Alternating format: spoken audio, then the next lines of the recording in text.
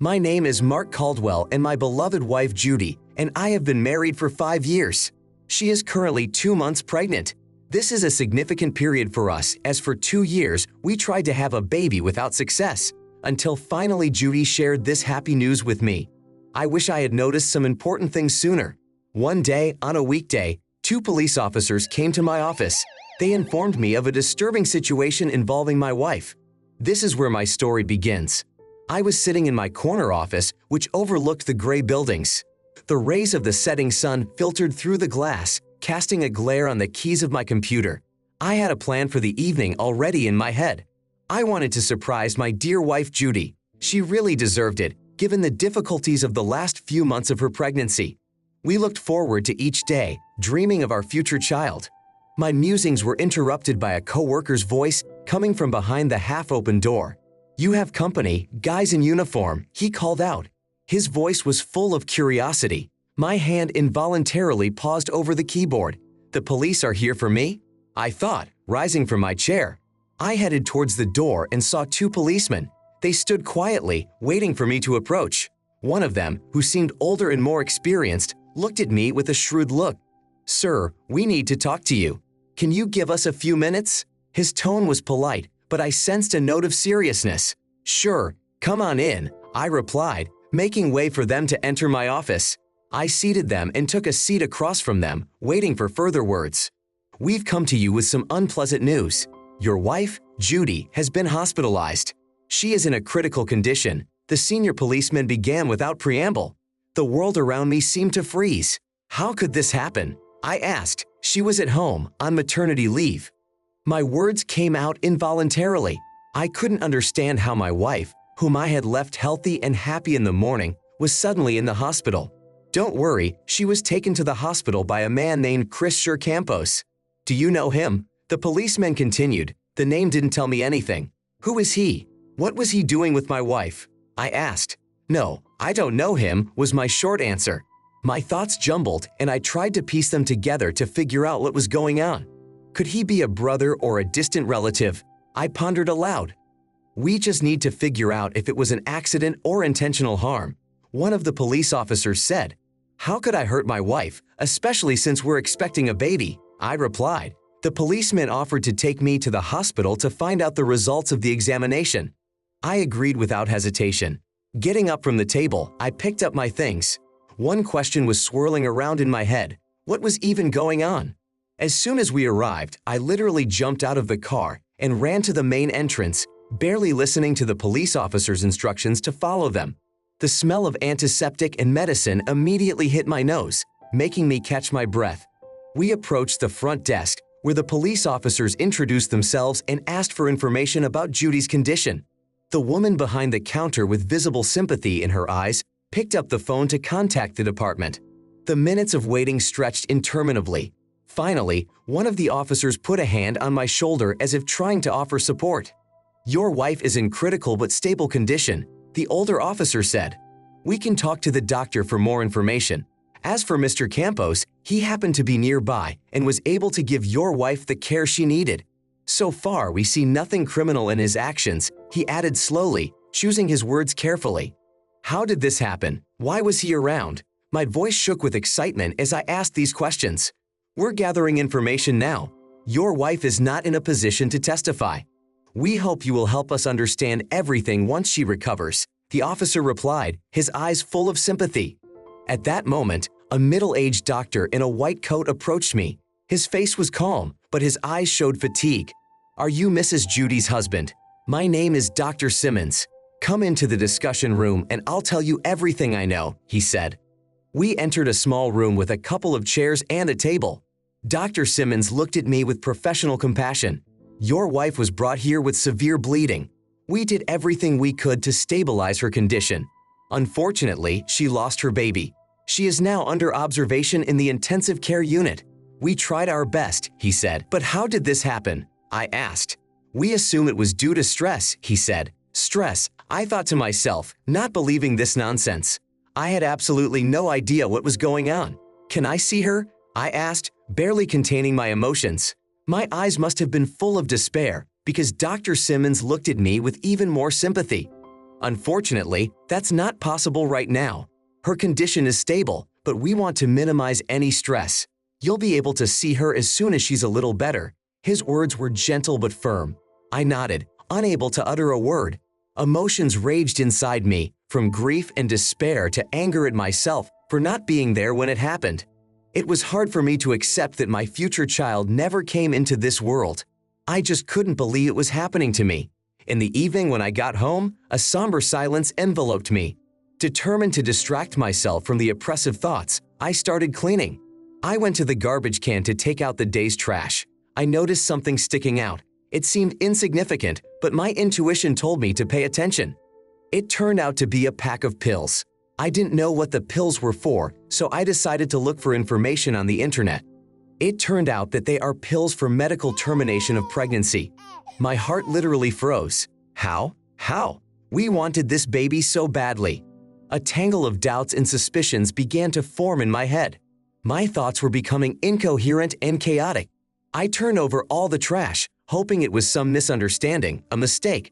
But the evidence was clear. Judy had taken the pill to terminate the pregnancy, despite our shared desire to have a child. The decision came spontaneously. I needed someone to help me make sense of the chaos. That same evening, I hired a private investigator.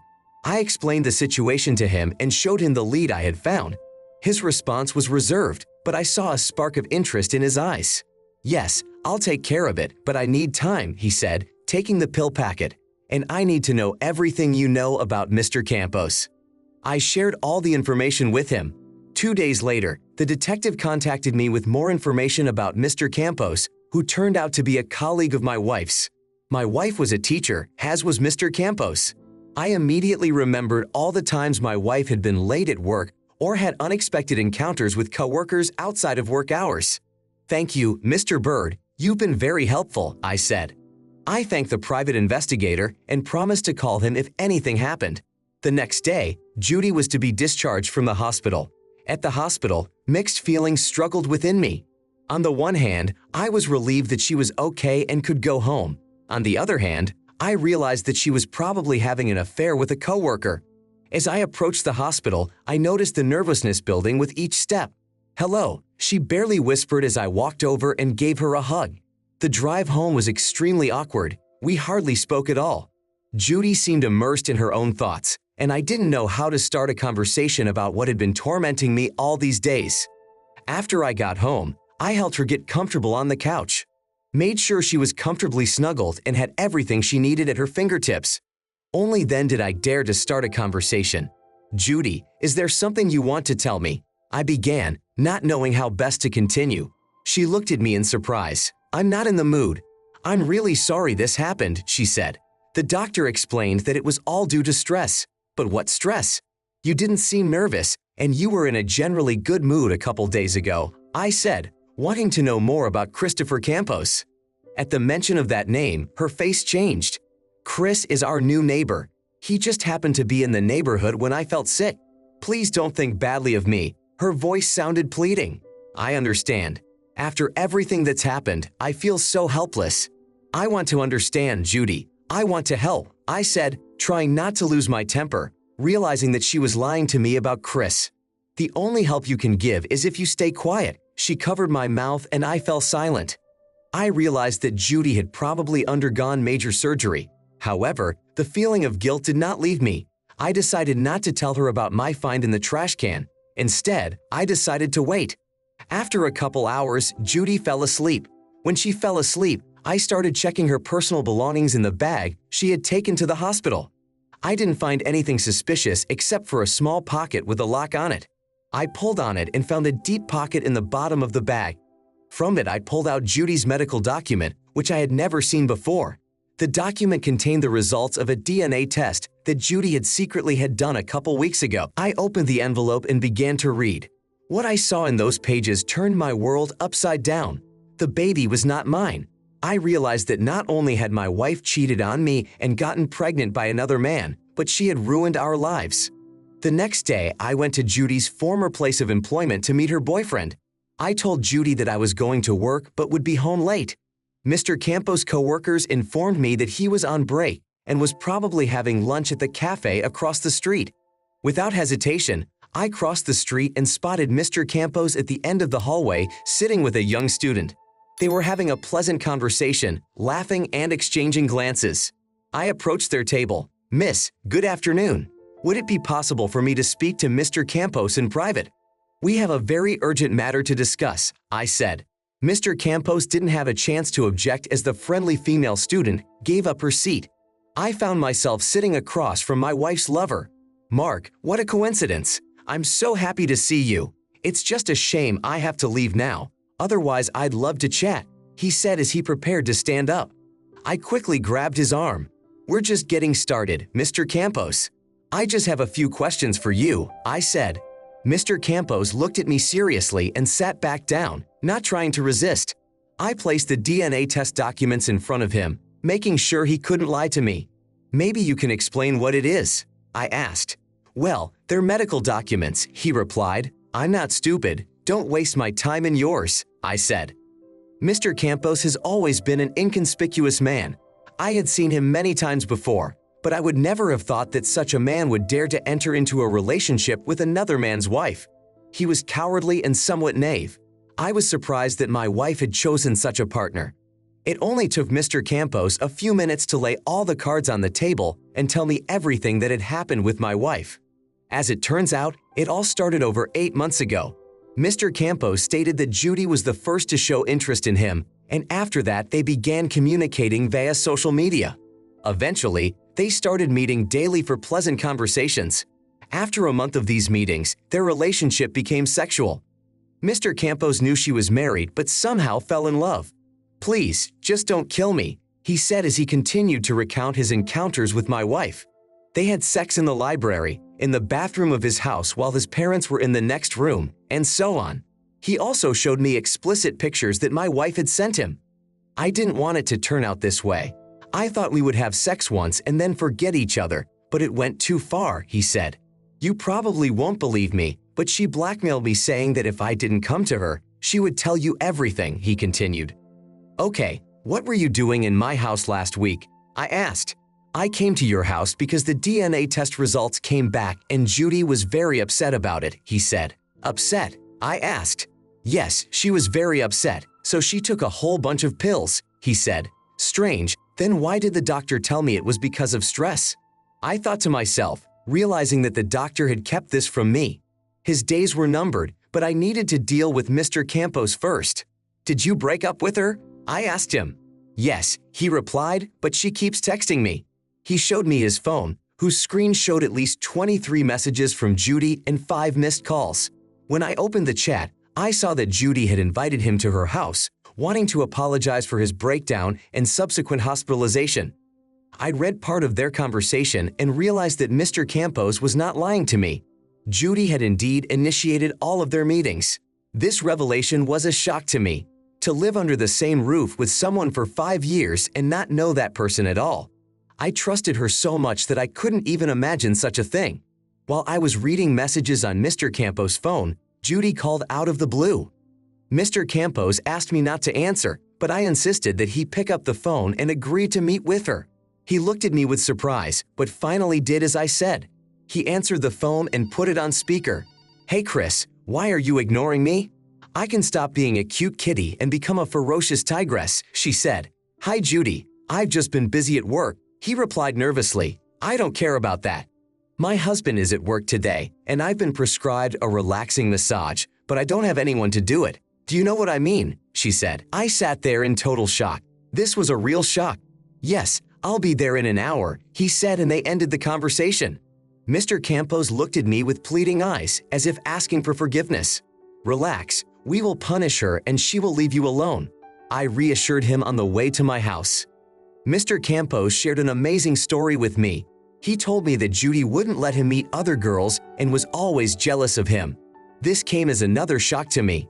When we arrived at my house, I told Mr. Campos that I would be entering the house in 15 minutes. My goal was to catch my wife in the arms of another man. While Mr. Campos was walking toward me, I decided to call my divorce attorney and described my situation to him. He informed me that he would prepare all the documents and I could pick them up tomorrow. He also mentioned that it would be best if my wife would voluntarily sign the papers. I said that I would try to make that happen. Some time passed and I turned on the camera on my phone. I entered the house, walked to the front door, opened it abruptly and saw my wife sitting on the couch kissing Mr. Campos. She quickly pulled away from him and exclaimed, "What the hell are you doing here?" The tension in the room was felt immediately. I sat down across from Judy and Mr. Campos on the opposite end of the couch. Her gaze was full of anxiety and my heart was pounding as if it wanted to break free. "Judy, I know everything," I began, trying to keep my voice calm, but it was shaking with accumulated emotion. She looked at me with an angry look. "Is that all you have to say after everything you've seen and filmed? Can't you see that this man broke into our house and started harassing me? You should beat him up." She started talking complete nonsense. I realized she was out of her mind. It wasn't pleasant to hear, but she didn't know that on the advice of my attorney, I had also turned on the audio tape. "I found those birth control pills after you were hospitalized and the DNA test results," I continued. I slowly pulled an envelope out of my sweater pocket, proving that the baby wasn't mine. Her eyes widened with surprise and fear when she saw the envelope in my hands. "How can you explain this, Judy?" My voice sounded sharper than I expected. Mr. Campos sat next to me and was shocked. It was hard not to notice how he was shaking. She was silent for a few moments, as if trying to find the words. "What is this fake, Mark?" she began, her voice trembling. "Are you trying to set me up? You don't believe the baby was yours?" I couldn't recognize in her my sweet, kind and sincere wife Judy, who had once meant everything to me. Now she was getting farther and farther away.